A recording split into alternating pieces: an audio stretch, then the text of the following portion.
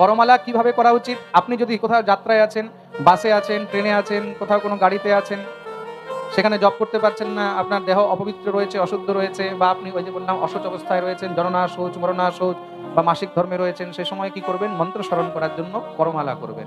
কর মানে এই যে হাতের করগুলো। সবাই খুব ভালো করে দেখবে, যখন আমরা করমালা করব, করমালা আমরা কিভাবে করব? করমালার জন্য সর্বপ্রথম নিজের এই হাতের মধ্যে বৃদ্ধ অঙ্গুষ্ঠ দ্বারা এখান থেকে স্পর্শ করবে।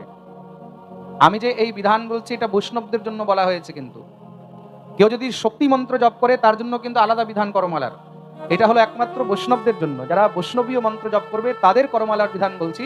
শক্তি মন্ত্র জপের কিন্তু আলাদা করমালার বিধান রয়েছে, এটা শুধু বৈষ্ণবদের জন্য। যারা যারা মালা করছেন নিজের মালা রেখে সবাই আমার সঙ্গে কিন্তু এটা এখনই একবার রিপিট করবে।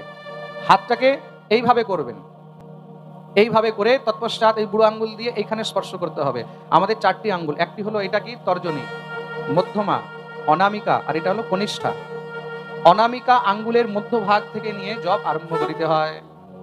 সবাই হাত উপরে করো তো দেখি, সবাই দেখাও। অনামিকা ডান হাত দিয়ে জপ হয়, কোনো সময় বাঁ হাত দিয়ে জপ হবে না। যাকে ভগবান ডান হাত দিয়েছে ডান হাত উপরে করবে। ডান হাতে অনামিকা আঙ্গুলের মধ্যভাগের মধ্যে এখান থেকে আরম্ভ করবে। করমালা করার সময় আঙ্গুলের যে মধ্যভাগ সেখানে স্পর্শ করবে। আঙ্গুলের করের যে জয়েন্ট গুলো রয়েছে এই জোড়গুলোর মধ্যে কিন্তু কোনো সময় স্পর্শ করবে না। জোড়গুলোর মধ্যে যদি তুমি কোনো মন্ত্র সেখানে স্মরণ করো তাহলে সেটা নিষ্ফল হয়ে যায়, এটাও কিন্তু শাস্ত্রের মধ্যে লেখা রয়েছে। বিশেষ করে যদি তার বিস্তৃতভাবে জানতে হয় তাহলে গায়ত্রী কল্প গ্রন্থের মধ্যে জানতে হবে। আমি শ্লোক বলে দিচ্ছি। আরভ্যাম অনামিকা মধ্যম পরবাণ্যোক্তন্যনুক্রমাৎ তর্জনী মূল পর্যন্তম জপে দশসু পর্বসু মধ্যমাম অঙ্গুলি মূলে তু যৎপর্বদ্বিতয়ম ভবেৎ তদ্বৈ মেরুম বিজানীয়াৎ জপেতম নাতিলঙ্ঘে। আমাকে অনেকজন জিজ্ঞাসা করেছিল, মহারাজজি এই করমালা বিধানের প্রমাণ কিভাবে এটা জানা যায়?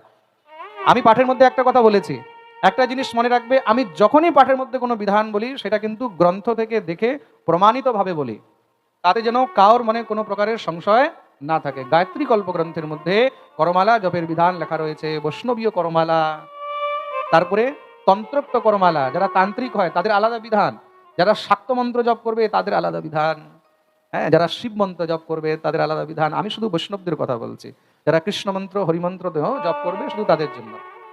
কি লেখা রয়েছে? আরভ্যাম অনামিকা মধ্যম, অনামিকা আঙ্গুলের মধ্য থেকে আরম্ভ করবে জপ, এখান থেকে হাত উপরে করো, এটা হলো 1। তারপরে এবার নিচের দিকে আসবে, এটা হলো 2। তারপরে